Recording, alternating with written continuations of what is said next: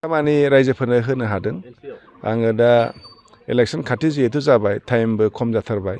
ओंखायनो बिनि सिगां इलेक्सननि सिगां जेसे हागौ बे हाबाफारिखौ लादों दिनैबो खमाव आङो बे लामाबारि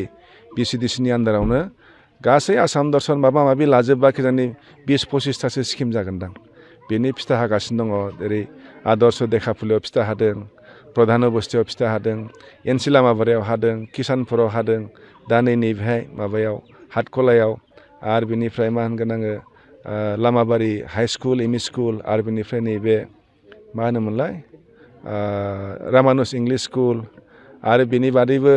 दंबावो आं बावजोब्बायसो लामाबारियाव गणेश मन्दिर दं टिकेटलायाव माबा दङ मा होनो टिकेटलायाव कालचारेल स्टेज दं ओरैजाय निजोराथिं लामा दं आरो फ्राय बाथौ मन्दिर आरो बिनिफ्राय ग्रामथान गिर्जा बेफ्राव अनेक स्किम दङ आरो बे साननैसोनि गेजेरावथ' आरोबाव फाखा लामा बहुद फैबावसिगोन टेन्डार जागासिनो दङ जोंनि माजबाराव खमावबो 22थासो गोदान फाखा लामा जाबावगोन गोदान दलं जाबावगोन दा बेफोरखौ बेखेवजोबनो टाइमानो थोलायबाय जानानै दं आरो ओंखायनो उन्नयन होनोब्ला जौगानाय होनोब्ला बर्थमान माजबाराव जथेस्थ' जादों आङो टाइम मोनजोबैनि हास्लाबाखै सानसेयावनो 10ता 12ता 15ता लागै जि हायो एसे बेखेवदों आरो आसाम बिधान सभाया फैगासिनो दं बे बिसायख'थियाव दा नोंथाङा माबायदि साखाफारा आंथ' साखाफारायानो आरो जोंहा सरकार दङ हिसाबै जोंहा खोब सुबिदा जादों मानो होनब्ला थांनाय बाराव जोंखौ जि भट होनाय बेखौनो दाबो बावाखै रायजोफ्रा बे हिसाबै जोंनि सायाव खोब आसा दं जोंबो जेरै खोथा होदों बिदि खामानिखौ मावबाय थादों जायनि जाहोनाव रायजोनि फोथायनाया जोंनाव बांसिन दं आरो बे हिसाबै दा जोंखौ खोब मोजां भट होगोन गुबुन दोलोआव थानायफ्राबो नुखादों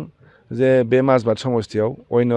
पार्टि खालामबा गुबुन पार्टि खालामबा जेबो लाब जानाय नङा देरहानो हानाय नङा बेखायनो गुबुन पार्टिनि बिराद मावथिफ्राबो जोंजों दा हाबनो थाखाय जगाजग जागासिनो दङ आरो आङो सप्तासेनि उननिफ्राय गासिबो बिएसडिसिआव बिराद गिदिर जयनिं प्रग्राम लानाय जागोन आरो अनेक हाबगोन आरो ओंखायनो मिजिं थिदों एबार बिराद मोजां भट लानानै देरहाफिनबावनो हागोन आरो बिटिसिआव खैथासो सिट गेलेगोन बिटिसिआव दासिम फर्मेल जायाखै ओरैनो निउस मिडिया खोनाबाय थादों हय बिनि बाराबो जानो हागौ खमबो जानो हागौ खिन्थु माने बिजेपिआबो मोनगोन जोंबो मोनगोन बे क्लियार खिन्थु 15थायाव 15थाबो बिपिएफ गेलेगोन बेथ' नङा जोङो मोनसे दोलोजों एलायन्स जाबाय हिसाबै भागा जाखागोन खिन्थु दाख्लै जि बुंदों निउसाव जि ओंखारनाय आन्दाज खालामनानै 11ता मोनब्रै बेबो जानो हागौ बेबो नंखाय होननानै बुंनो हाया थ' बे रोखोमैनो थांगोन जोंहा बे हिसाबै बिटिसिआव जिहेथु जोङो गोदो 11-12 मोनबाय थायोमोन बेनो थागोन नाम्बारा खिन्थु सिटआ बारायदों हिसाबै जोंनाव मोनब्रै सिट जेनेबा जोंनि लोगो दोलोफ्रा मोननो हागौ आरो खिन्थु बिपिएफ हिसाबै आगोलनि जि पजिसन बेनो थागोन सारनि सायाव सिन्डिकेटनि सायाव गोबां अजद दैखांदों सुबुं माहारिफोरा गोबां बुंदों आंथ' नुवाखै बेफोरखौ मानसिफ्रा खोन्थायो आंनो बहाबा होदोंनो मादोंनो बेफोर रिउमार जागोन रिउमार खोथाखौ नोङो आं मा एन्सार होबावनो आंथ' माथ्र 3 मासनिल' मन्थ्रि जादों 3 मासनि मन्थ्रियाव मोजां खामानि मावनो आंहा टाइम थायाखै दिनै आं खस्थ' खालामनानै जोंनि हान्था मेला बा ट्रेन्सपर्टनि रेभिनिउ बेखौ आं दासिम नैबे फेब्रुवारि माससिम थांनाय बोसोरनिफ्राय 200 कोटि बारायना होदों आङो बेखौ आङो गाव माने जथेस्थ' गोजोननाय मोनदों आरो बेनिफ्राय नैबे डिपार्टमेन्टआव 7 बोसोर 8 बोसोरावबो प्रम'सन मोनाखैमोन दाख्लै आङो 100निबो बारा मानसिफोरनो प्रम'सन होबाय आरो दा 1100 एसटिसिनि जायफोर मा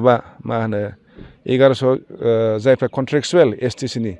बिथांमोननि सेलारिया दिनैसिमबो बारायफेराखै बेखौ बारायनोबो आं दाख्लै केबिनेटआव प्रस्ताब होदों गबायमोन नाथाय मोननैसो कन्डिसननि थाखाय दोनफिनदों फैगोन केबिनेटआव 1100 कन्ट्रेक्सुवेल माबाफ्रा साख्रिआवलाफ्रा इनक्रिमेन्ट मोनगोन दरमा बारायगोन आरो इयारलि इनक्रिमेन्ट मोनगोन बेफोर खामानिखौ मालाबाबो ट्रेन्सपर्ट बिभागाव मावफेराखैमोन आरो जा रड सेफ्टिनि खेथ्रआव एक्सिडेन्टआ